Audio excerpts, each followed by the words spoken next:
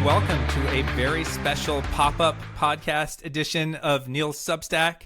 I am joined by Andrew Wyrich, who is the proprietor of the outstanding Almost a Met Substack that I think I've spoken about and promoted a few times. But Andrew, welcome to my little impromptu podcast show that I do from time to time. Neil, thank you so much for having me. Your Substack is fantastic, and I can't thank you enough for all the support you've given me and just the kind words. I'm so excited to be here, and I can't wait to chat with you.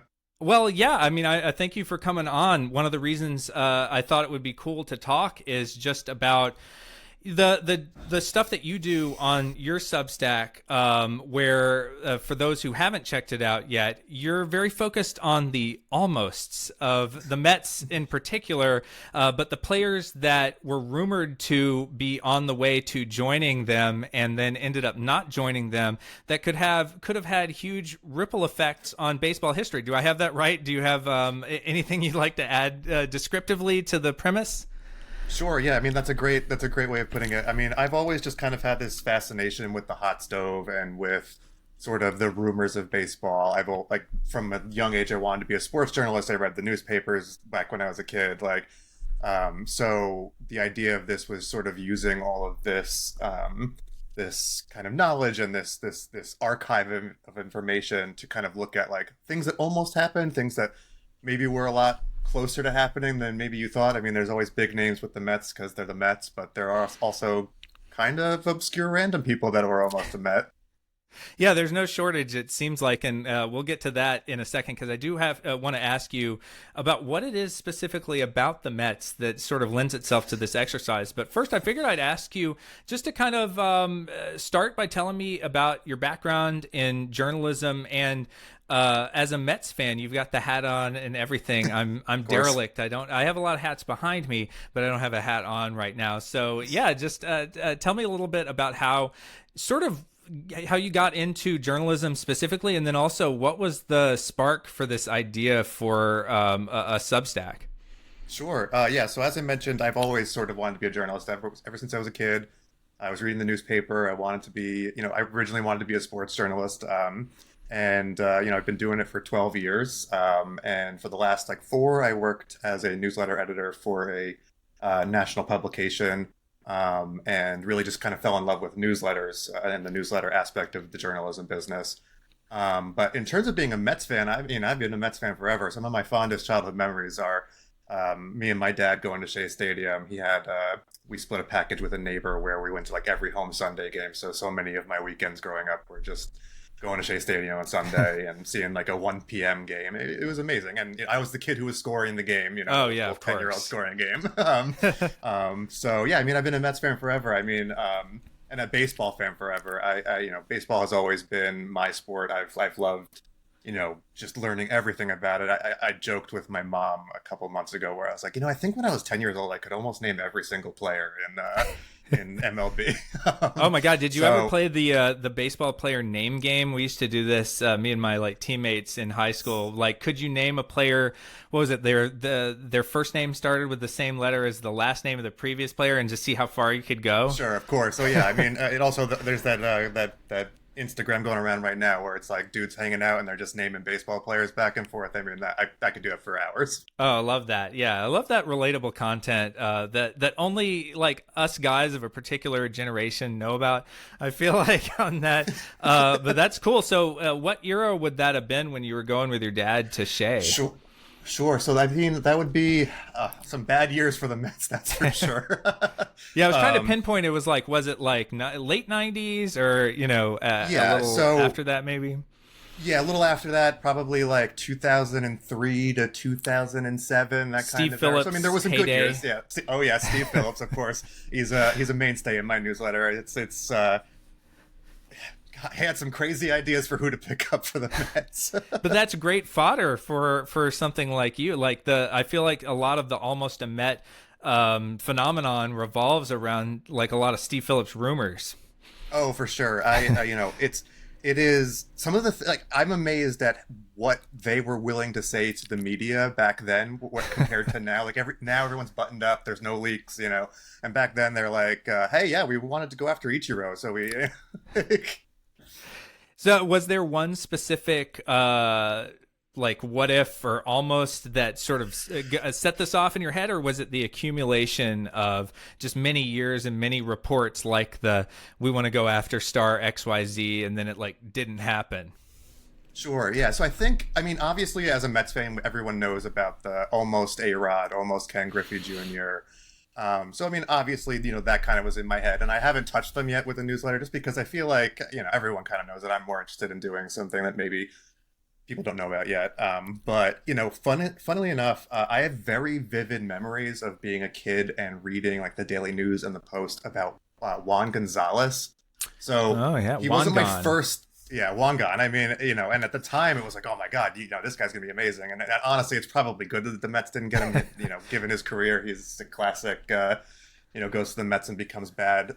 But that it wasn't my first newsletter. I wanted to do a player that maybe people aren't like me and who knew exactly who Wangan was. But I wanted to do like Alfonso Soriano as my first one. Ooh, But yes. Wangan was second, just because I have such vivid memories of like needing to read the newspaper about what the latest rumors about Juan Gonzalez. I mean, that's so funny as a fan, like, especially baseball maybe lends itself to this more than other sports. Basketball is kind of similar, but like the idea of somehow the seed gets planted for a particular player coming to your favorite team, and something about the fact that it happens over the winter as well, and you're just missing baseball and you want to kind of soak up every little kind of crumb of information. And then it's kind of takes on a life of its own, and you can kind of spin it into like, oh my God, we're gonna have this guy in right field next year, and then that'll our pitchers will come back healthy, and there's always just this way to kind of spin things, and you spin it with the players you have, but also the players you don't have.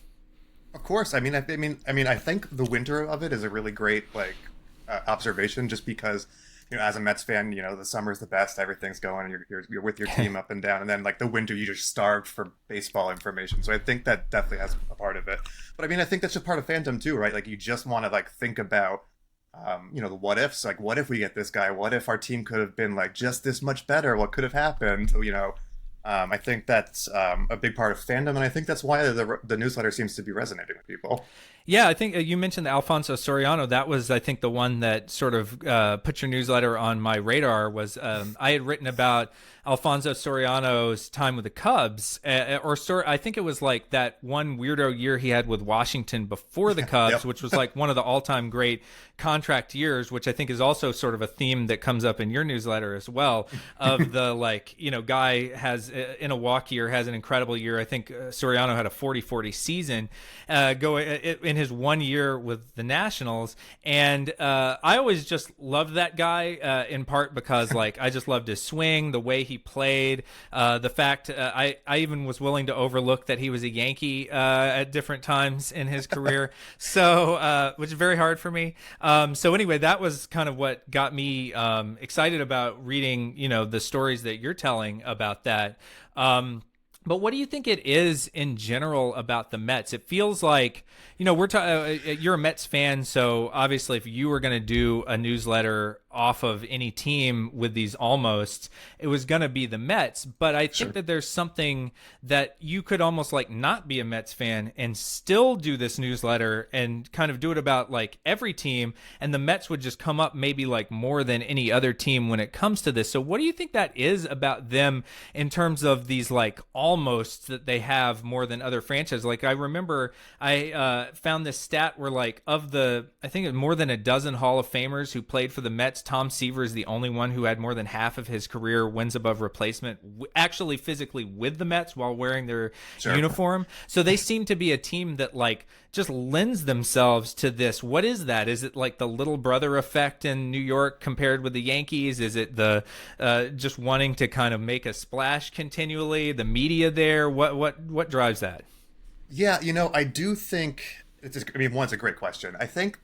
I almost think that like the what if nature is sort of like in the Mets DNA, just because there's been so many disappointing, heartbreaking seasons, right? So they're always trying to either rectify that, or we're going to rebuild, or we're going to, things will be better. We'll have Generation K. We'll have, the five aces. It's always like we'll have this one good year and things feel magical. 2015, 2004, or 2024. Well, God, you could go And back even like the '60s. yeah, Like of when course, they it's 69, actually right? when they actually win, it doesn't even feel like it, it always feels like sort of out of the blue and kind of a fluke type of thing. And then it's the question of like, how do you keep that going? I mean, geez, the worst team money could buy, they were out trying to still be good. You know what I mean? They were trying to, they were always, it feels like Bobby they're always trying Bonilla. to chase it. Yeah, exactly. Bobby Bonilla. Great book, by the way. That's another thing. I'm a huge reader and read a lot of Mets books and baseball books. So that has been huge for this newsletter, just being able to be like, put a post-it note and be like, oh my God, I talked about your Torrealba. But yeah, I think like, I do think it's something about just the nature of the team, just sort of having these highs and lows, and fans in particular just like wanting to know. And I think it also, like you mentioned the media too. I think like there is no market quite like New York, where back then, 5 or 10 years ago, there'd be 6 or 7 beat writers all competing for scoops, right? So they're all trying to get the rumors. They're all trying to like one up each other. And of course, now we have like online entrepreneurs who are doing the same thing, and online journalists doing the same thing. But I do think just like the nature of being in New York, there's always sort of that like, what's next? What if? And it's been great for my newsletter. Yeah, and the Yankees obviously were also a subject of a lot of rumor making, and they almost had more actuals than almost at a 100%, certain right? point. Yeah, I mean, George So Steinbrenner just went out and got guys. yeah, he just went out and got guys, and then he would occasionally go out and get some kind of shady character to follow their guys around and threaten them. In the case of Dave Winfield, but is there some sort of like phenomenon where it does seem like the media, especially you mentioned like the '80s, '90s, the heyday of like the Yankee dynasty, the media would zero in on them, but maybe they wouldn't have as much, like the Yankees won, and so they were less of a sideshow, whereas like the Mets, they were trying to keep up and they were trying to associate themselves with the stars, but they couldn't quite get there, or when they did get there, it didn't quite work out, and so it was almost a more interesting story maybe. For sure. I mean, I'm thinking about like 2002. Oh my gosh! Where, yeah, Mo Vaughn. they had Mo Vaughn, Roberto Alomar, Roger Cedeno coming back, Jeremy Burnett, Sean Estes. Like, they went out and just like went crazy, and they won the offseason. I remember like I missed those baseball magazines that would come out in April where you'd like go through all the predictions and stuff.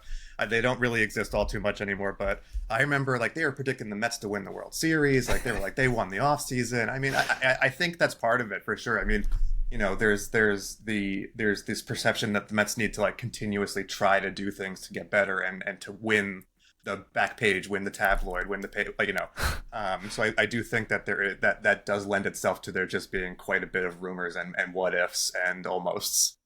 Yeah, if they had sort of like banners for winning the off season, they might have like a lot more hardware out at Citi Field than they actually do. And so that kind of leads into like, do you think that is fair when it comes to the Mets? The idea that they're maybe like more of a team that lends themselves to the almost phenomenon than other teams, or is it just sort of like the whole media world revolves around New York and we kind of have to focus on them first and foremost? Or are the two related? I mean, we were just talking about how being in New York feeds the hype cycle, and then when you disappoint off the hype cycle, it becomes more of a spectacle, and then that causes people to be more interested, that then kind of feeds the next round, and it can kind of go on forever that way. Yeah, no, I mean, look, the Mets have had a interesting history, right? So we have, there's a lot of ups and downs and everything, which again I think just feeds into the whole like, let's go try to rebuild, let's try to find some people, like this one guy will be the next person that fixes it for us kind of thing. But I do think that being in New York is a really unique aspect to it as well, especially with the almost of it all, right? Just because it sort of like feeds itself. We're talking about this cycle of over and over and over again where the reporter will be like, hey, you know what? I think that they should go after this guy. And then you find out that, actually, hey, they did talk about this guy or whatever. And, I mean, I think it's just I think it is a combination of the two. I think, and also, I mean, like, it's fun being a Mets fan, right? It's fun to have these ups and downs. And I think, like, I think just reading about that is part of being a Mets fan, right? You're always wondering what's going to be next, what can fix us, who's the one guy that can save the franchise. But yeah.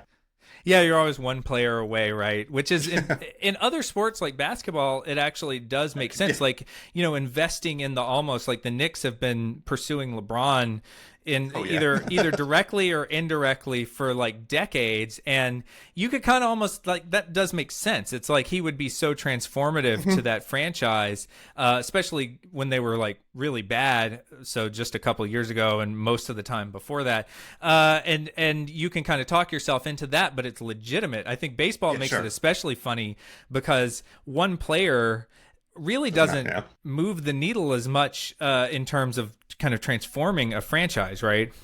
Oh, for sure. And also, it's always been so interesting to see, like, okay, like if we got, Ichiro, what would have happened next? They wouldn't have enough money for X, Y, Z.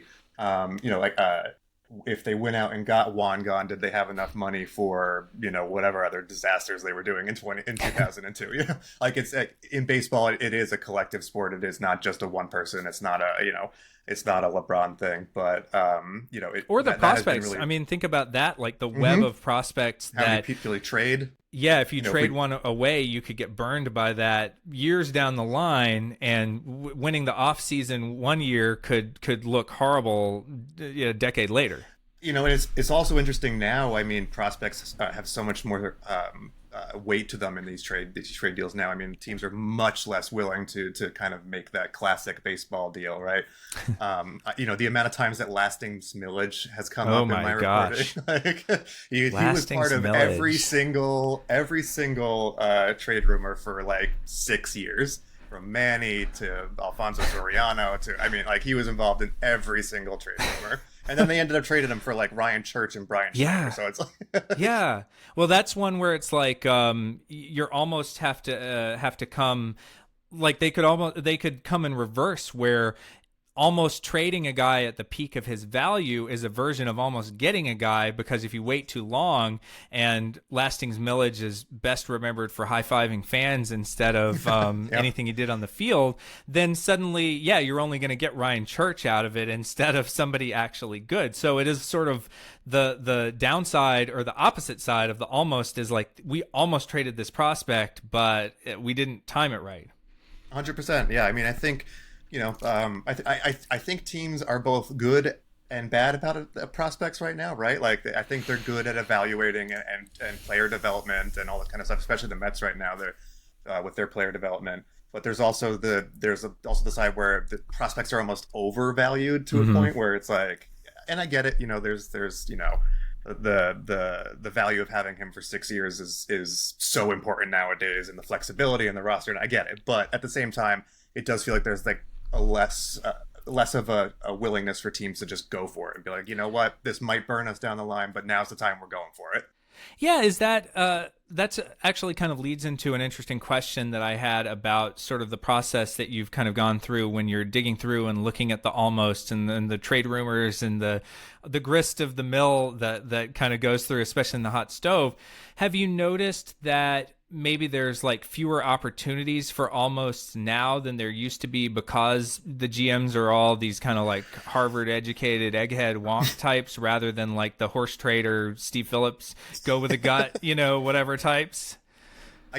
Definitely. I think, now, especially with the Mets, with David Stearns and Steve Cohen, it does feel very buttoned up. Who saw them going after Tyler Rogers? No one heard a peep about that until this trade deadline. You got an alert that the Mets traded for him.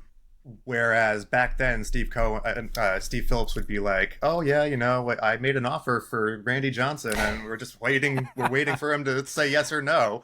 And I love that though. That's so good.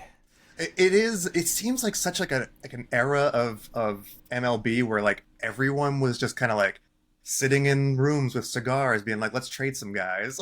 You know And what I I guess mean? that goes. I mean, think about the Ted Williams and Joe DiMaggio, like the owners of the Mhm. Red Sox and the Yankees get drunk one night and they Yeah. agree to trade the two of the biggest stars in baseball history, and then I guess they have to. How did that? I know you're familiar with that story, but how did that end up getting like rescinded? Did they just say like they were hungover the next morning? They called each other, they were like, "Hey, we said a lot of things last night.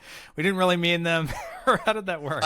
I'm not 100% sure what the resolution of that is, but like I have to imagine everyone just kind of woke up and went like, "What just It's like the happened?" Hangover. Maybe we just forget about this, right? Yeah. Like, but yeah, it definitely just like, and I think like social media plays a part in it too with like these leaks and everything. I do think that's part of it where teams just don't want the frenzy to happen and they'd rather just stick to their models and everything, which believe me, as a Mets fan, I'm happy that David Stearns is in charge. He's very good at what he does, but maybe 10 years from now, I might not be as happy without all the leaks and rumors. Right?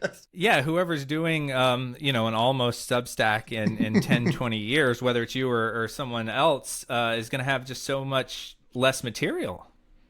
Yeah, I mean, it's interesting. I think the newer stuff is actually coming more from like books and stuff. Obviously, there aren't books right now that are about the 2024, 2025 Mets. There will They be. are coming. I saw Andy Martino's writing them on. But the books have actually been really helpful because I do feel like people are more willing to have that in-depth conversation about what ifs as like because there's some time in between and there's some I'm right someone's writing a book rather than just writing a blog post or whatever. Yeah, yeah, you don't want it showing up in like John Heyman's column, but if years have been removed, you can kind of talk a little bit more about it in a book. That makes sense to me. When thinking about just overall the what ifs, the almost, how much do you think baseball history has been shaped by like the players the team didn't get, these like counterfactuals that never ended up happening? Yeah, I think a lot of that is baseball, right? Like, what if Babe Ruth didn't end up on the Yankees? What if the Red Sox kept him? You know what I mean? Like, I think like because of baseball's just long history, fans have always just like loved doing the what ifs because baseball's been around forever. So there's so many what ifs. What if the Mets didn't trade Tom Seaver? Yeah.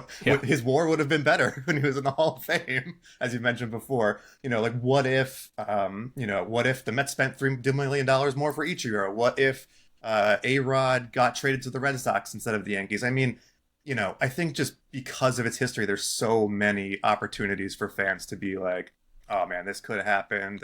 And because teams have been around for so long, you could say, oh man, if we just got that guy that year, maybe this was the year we won the World Series instead of being out before the playoffs. Maybe we didn't collapse. Maybe, A-Rod's the difference. But, I think a lot of baseball history is shaped by that. But maybe one of the things that, a lot of fans haven't traditionally always thought about, maybe they know more now just because like they have more access to the inner workings of things, is these talks are happening all the time, right? Like, there for every trade that actually happens, there's Mhm. probably like 100 hypotheticals that get floated, right? 100%. You hear all the time being like, oh, and a lot of times it's not even GM to GM talking; it's assistant GM to assistant GM talking about permutations Or of deals. agents. Yeah, agents being involved. I think that happens a lot more in other sports where like the GMs, like I know it happens in football a lot where it's like we'll give you permission to go talk with other teams to try to make a trade. I don't know if it happens as much in baseball, though. Agents love to leak stuff. They're probably great leakers. Yeah, Yes, yeah. and usually for the benefit of their client, I'm sure. But yeah, I mean, so much of it is just X, Y, and Z for A, B, C, and then maybe A, B, Y for X, Y. There's always like different permutations of deals for sure, and it's interesting to see all of the different ones that have come up, especially for the Mets, where it's just like, oh my God, that's crazy, like, or oh my God, you could have got this guy for three prospects who didn't end up working out. What do you think qualifies as an almost then, sort of in your mind, for the purposes, if there are crazy hypotheticals or kind of pie in the sky ideas being floated between front offices all the time, does it have to get to the point where they're really like, hey, here's a concrete offer on the table, or, we're in serious talks and we've maybe even like told the player, told the player, Sure, hey, you might need to think about, a plane trip to Cleveland tonight or something. Like what sure. rises to the level of an Um, almost? yeah, for me, for my writing purposes, I've really tried to find reputable like primary sources that are saying this was a possibility, right? Like I'm not basing an almost a Met newsletter off of somebody being like, this guy would be really good for the Mets at the deadline this year. Like, Oh, not like a I want Bleacher to, Report article written by some yeah, random and person. yeah, 100%. Like I want there to be some sort of like concrete thing where I can link back to and say this was a thing, this was something that was actually being discussed, or that reputable reporters who went out and reported this have said that this is happening. Like I try to base it in primary sources that I can link back to and show the reader like here's where the research is coming from. I went to the Wayback Machine and unearthed some old fan sided thing by John Heyman. You know what I mean? Like where instead of just coming from a hey, here's a listicle who said he could be. Yeah, that would, I think, make for a lot more potential posts, but maybe the post would not be as rich or interesting in there. Sure. So among the almosts, what are your favorites? Like maybe start with the Mets, but then if we wanted to zoom out, like what are some of your favorites just overall in baseball history, or some of the maybe lesser known almost that you think people should know more about? Sure. In terms of the Mets, I really enjoyed writing about Yoshinobu Yamamoto. It was a real recent one, so there was a ton of reporting. But to me, and I had a really great conversation with James Shiano about it, and that felt like a real one where it was like, oh, if this was the case, like if the Mets had him in that NLCS instead of the Dodgers, the Mets might have been in the World Series against the Yankees last year. It really did feel like one of those like, oh, this is one of those things that could have really altered the history. But in terms of overall, I always love reading about the A-Rod to the Red Sox stuff just because it was so Yeah. fascinating with like the Players Association getting involved and saying, no, you can't renegotiate this deal. And then the back and forth of like what the Red Sox would have given up for A-Rod and then what the Yankees ended up giving up for A-Rod. And just like that whole saga is just, I mean, there's a million YouTube essays out there by very great YouTubers. But it is definitely one to me. And like it was also like that age for me as a as a baseball fan where like that was like the biggest deal in the world. Like, Oh, totally. I mean, it was just like such a moment in history, and like the way it all shook out is just fascinating. So I think that would probably be like my go-to. Like that is an almost that's not a Met. That I mean, I guess A-Rod could have been a Met at one point. But Yeah, it's interesting also in both of those cases that there's almost sort of like a chapter after the what if, after the almost, that adds to the almost, like you mentioned, the Yamamoto, like if he's on the Mets and not the Dodgers, that changes the complexion of that series. And then, of course, the A-Rod, like I was the same age. That was prime time for me. And it was Mhm. so crushing, from the perspective of I grew up a Red Sox fan, that Mhm. the fact that not only did you just lose to these guys in a situation where you really should have won, but then to come so close to getting I think he was the defending AL MVP at that I think so. time, Yeah. with Texas, and to essentially like everyone involved agreed to it, but then it Yeah. was Hmm. nuked by the Players Association, and then who swoops in and gets A-Rod? But the team that just beat you, and then now all anybody can talk about is like the Yankees are this even greater Death Star. They're going to Yeah. win Hmm. again, and so then to have A-Rod play a central role in the collapse of the Yankees later that year 100%. was just like such a Shakespearean, poetic, whatever you want to call it, like element of that story. Absolutely. The what happens next is always something I try to include in the newsletter. I even ask, readers like vote, like, would you have done this deal? Just because I think it adds so much context. Like, yeah, I can say like, oh, they almost got X, Y, and Z player, but it's important to see what happened next and like what are the ramifications of that. I think I mentioned before, like if we got this player and we couldn't have the budget for this player, or as you just mentioned, like he adds to the collapse of the Yankee. It's there's all these different things that yes, things were happening in the moment and it could have happened, but also like here's what happened next, so you can kind of see and make your own decisions as a reader whether or not it should have happened or not. Mm-hmm. Is there a through line that you find through a lot of these, like almost like a common element to any of them, whether it's, a certain type of GM or a certain type of player, or just like the situation was ripe for rampant speculation? Yeah, well, the Wilpons get involved a lot, which Mets fans won't be shocked to hear. There's definitely salary involved a lot with the Wilpons. And Steve Phillips and Omar Minaya loved to take big swings. And I think that's what's been really interesting too, like just the differences in GMs. Like we kind of touched on it before, where some of these guys just go for the fences, go for the stars, and other ones like David Stearns, who's very good at building a baseball team, as we know, but he's definitely I guess besides Juan Soto, but I guess you could argue that was more Steve Cohen. But he's definitely like a guy who like builds on the margins and everything. So it's so interesting to see the differences. But I think the through line really, in a lot of ways, is the Wilpons, because they were they owned the team for so long. They touched on so many eras of Mets baseball, and a salary comes up a lot with them. Yeah, both the willingness to kind of make superficial splashes that look impressive with it, and then try to kind of not pay or cut corners around what you have to pay, right? Yeah, 100%. I mean, we'll go out and we'll have a crazy offseason where we get Mo Vaughn, Alomar, and Roger Cedeno, but then we're also going to be like, well, we won't get A-Rod because he says we can't do this 24-1, and I'm like, okay, well, like, or we can't get Ichiro for $3 million, even though Bobby Valentine, Steve Phillips, and everyone on their staff's like, we should do this.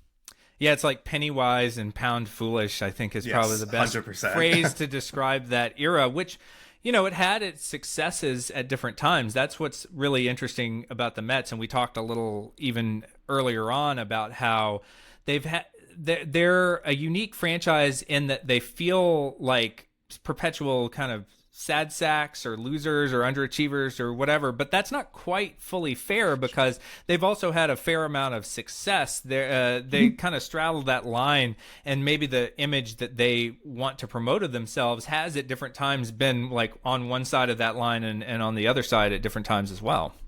Yeah, I mean, one of the best things about being a Mets fan is that like the highs are high, but they're fleeting, right? But every time we get there, it's the best thing in the world. Like last year, I was so happy as a fan, and I had people being like trying to jump on the bandwagon and start becoming Mets fans, and I was like, they're like, this is amazing, like, oh, OMG, like everything's amazing, Grimace, like this is so much fun, and I was like, it is so much fun, but it's not always like this. I was like, you haven't had like, I mean, I was like, you all jumped on in the best year, but like that's kind of why I love being a fan. Like, yeah, I've lived through so many years where it's just like, like. Oh, we'll get them next year. It's June and they're already done. But that's what makes sort of those years where 2015, where I was there covering the games, it was amazing being there. That run they went on was just like magical. That's sort of what's being a Mets fan's about. You go through some lows, but the highs are so incredibly high, and that's what reminds you why you love this team and what being a baseball fan is about. Yeah, 2015 was my first year living in New York, and I got swept up in it for sure. Like that was just such an unbelievable, from that, like, Yoenis Cespedes trade, which was not an almost. That's the sort of the other interesting part about it, is like that could have been an almost, and then instead it ended up being a reality. And then the run that they went on right down to the World Series was just unreal. They felt like the team of destiny that year. Until the World Series.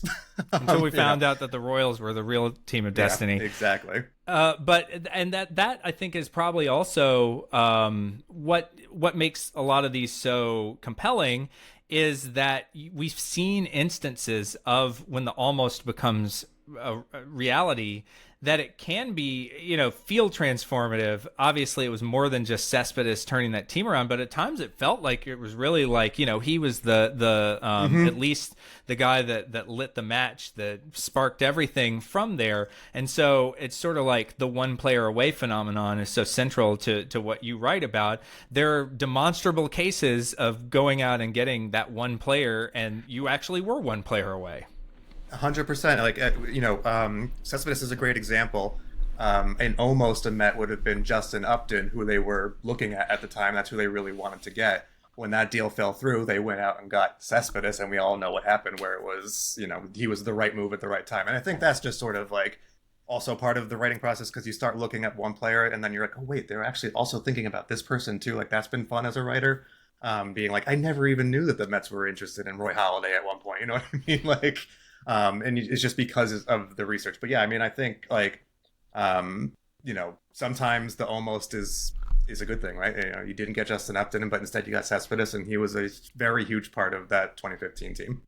Yeah, you can dodge bullets by having almost that don't get you players that wouldn't have been had the same effect. And then you have almost like I think about Wilmer Flores crying, and what he thought was his last game, and then it ended up not being his last game, and that was like almost not a Met, right? Yeah, I mean Flores. I mean that trade was crazy. That was Carlos Gomez for I think Zach Wheeler and Flores for Carlos Gomez, which is just insane to think about. That is very thankful that didn't happen. Well, I mean, and also with Wilmer, I mean, after all that, I mean, him doing hitting that walk off and then clutching his chest with the Mets on it after, it made an iconic Mets moment, and now every Mets fan who saw that will always love Wilmer Flores. Yeah, absolutely. And that I think speaks to just like the way that these almost they do involve like real human beings that they're trying to kind of figure out where they're going to be and who they're going to play for, and they have a affinity for the place where they are, and or a place where they might be if they're absolutely headed there. I'm writing one right now where a player literally was like, I thought it was going to happen so much that my locker was already cleared out. Like it was that close to happening. So I mean, yeah, these people are, and then being like, I really wanted to stay here. So yeah, I mean, they're real people, and I think that is also part of what I try to get at too at times, where it's sort of like when I can, I like to inject that kind of humanity, because like that kind of quote doesn't happen very often in sports. Like a lot of times it's very scripted. It's very we're going to do 110%, and wherever I am, I just want to win, right? But there are moments that's like the one that I just mentioned where I definitely try to include that, because it just shows, one, how close it was, and two, like you're the place you've been, and now all of a sudden your locker's empty. You think you're going to New York.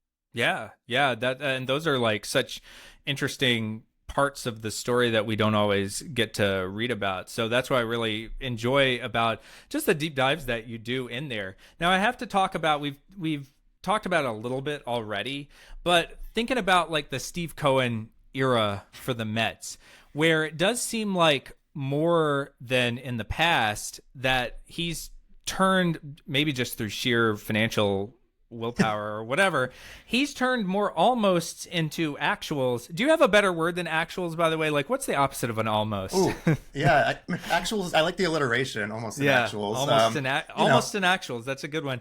But it feels like he has, determined to take some of these almost, because he was a Mets fan through the eras that we've been talking about this whole time, and the near misses and the close calls and all that stuff.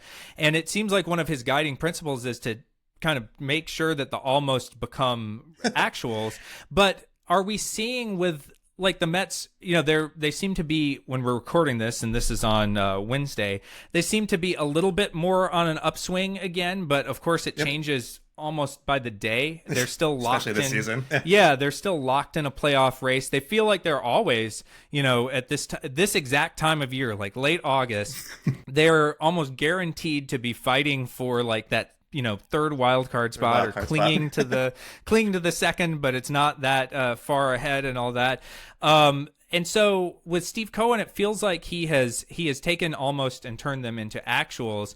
But are we seeing that the downside of what happens when you make an almost into an actual? Like, what happens when the dog catches the car, in the case of like a Juan Soto or something, and then it's like, oh, this guy for the majority of the season has been seen as like kind of a disappointment. It's very early in his contract, but he's not, hasn't produced quite as well as people were expecting. So is it like, be careful what you wish for with all the almost, because you might end up turning them into actuals and get the player? Yeah, I mean, I think that can happen with any player, right? Like, but with Steve Cohen in general, I just want to, off the bat, like, it took a few years because it's the Mets, but I do think they're on the right track with everything with Steve Cohen and David I agree, Stearns. by the way. Yeah, I don't disagree with that. But excuse me. I also think there will always be almost. I mean, I spoke about Yamamoto before. I mean, Carlos Correa was an almost Oh a my Met, gosh, and that yes. was almost entirely Steve Cohen. I mean, he was calling the New York Post, being like, "I just wanted to get it done," like, and it's probably a good thing that didn't happen. So I think I think what Steve Cohen does with the Mets now, which is something that we've never really had, there's always the opportunity for something like that to happen, or an opportunity for Juan Soto to happen, right? Where we can just get the guy because we have the most money, and we've never had that before. But I also think that he is putting in place a thing we've also never really happened, where there's a front office in place with a plan who is not maybe reacting to the media going out and getting people because there's a negative New York Post article, where they're like, this is the plan, we believe in it, and there's a reason we're doing it. Whereas I felt a lot of times the Mets could have been reactionary, the Mets could have been doing things for the reasons other than baseball operations that feel like a Will Ponds thing for a while, where we're just doing this because someone was mad at us. Or because we happen to owe a bunch of money and we have to get something off the books. Yeah. Well, yeah. I mean, the whole reason they hired Alderson was because of they wanted to do the Moneyball Mets, right? Like they lost all their money with Madoff, and they needed to find someone to do something on a budget. But always good when financially you're modeling yourself after the Oakland A's. Obviously, modeling after them in terms of baseball in that era was good, but maybe not financially. And I got to be honest, I actually liked the hiring at the time of Sandy Me too. Alderson. I think overall a lot of the things that he did were great. I mean, 2015 is a great example of it. I just think I would have loved to see what he would have been able to done in that era with just a little bit extra money.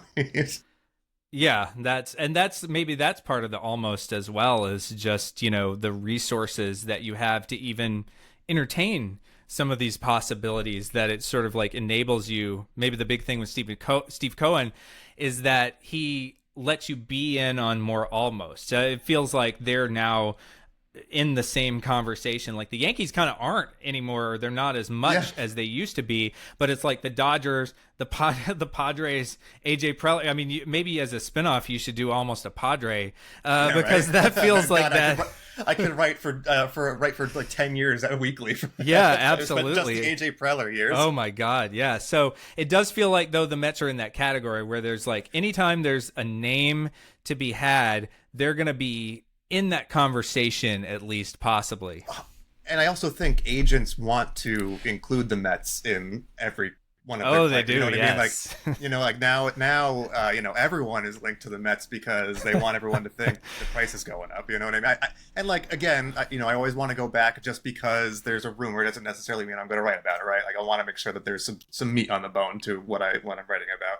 But yeah, I mean, I do feel like that's definitely part of it too. The Mets have Steve Cohen, who could buy every team in the MLB, and like, I think every agent is like, ooh, like, if the Mets are involved, I'll get my price up 10 million, Yeah. Yeah. You hear what Steve's offering? It's sort Exactly. of like Exactly. playing people off of each other on that. But overall, I mean, it does seem like there's still ammunition for the type of posts that you do coming out of these teams, compared like very different approaches than maybe the Wilpon era or any other era in history, but kind of getting to the same place in different ways. Yeah. I mean, the great thing about the hot stove is there will always be what-ifs. There will always be almost a Met, because there's always going to be players you get and players you don't get. I mean, the great thing about being a New York sports fan is there is a infinite amount of media. Reporters are always trying to, one up each other, which is good for journalism, and for baseball media especially. So there'll always be reports about serious conversations that players had. And look, sometimes the Mets will get somebody and sometimes they won't. It's going to happen with Steve Cohen, just like it happened with the Wilpons. It's going to happen just as it happened with, Davy Johnson's teams and everything like that. Like, it's always going to be, it's kind of what I've loved about the idea is like, there really will never be an end of it unless I just want to stop, right? Because like, there will always be rumors and and things that don't work out and things that, maybe could have happened, just because that's the way baseball is. Like, it's always been that way, and it will always be that way. Mm-hmm. Yeah, so true. So you mentioned, thinking about the future. What is the future, do you think, in terms of projects, plans, anything with Almost a Met or otherwise? Yeah, what can we expect going forward from the Substack? Yeah, right now I'm just enjoying writing it. I'm trying to build, I'm trying to grow, I'm trying to connect with members of the Mets online community, trying to, just get people to know that I'm out here. It's always the hardest thing is to grow, right? But the great thing is that people who do find me seem to really enjoy it. They seem to really like resonate with the idea. I've had some great conversations with fans of the newsletter that I've never met. Like, it's been great. So right now I'm just focusing on, building a healthy list. That's the most important thing. I always say, I'd rather send to a smaller list of really engaged people than a large list of not engaged people, right? But yeah, I mean, in the future, who knows? I think I think that this is an idea that if somebody wanted to partner with and do an almost a Yankee or almost a Padre, as we mentioned, right? Like, I think that, it's an idea that Mets fans are not the only ones who always think about what ifs, right? Baseball fans do. So yeah, who knows? I mean, right. But right now I'm just happy. I had this idea for a long time just because of a baseball obsessive fan that I am. And I'm just happy that people are enjoying it and seem to really resonate with the idea. Well, Andrew Wyrich, thank you so much for joining me on this pop-up podcast, and it was a real pleasure talking to you. I feel like we could go on all day about the Roger Cedenios and Roberto Alomars and all that of the world, but thank you again for coming on and talking to me. Of course, Neil, thank you so much, and keep up the great work with your Substack. It's great. Thank you.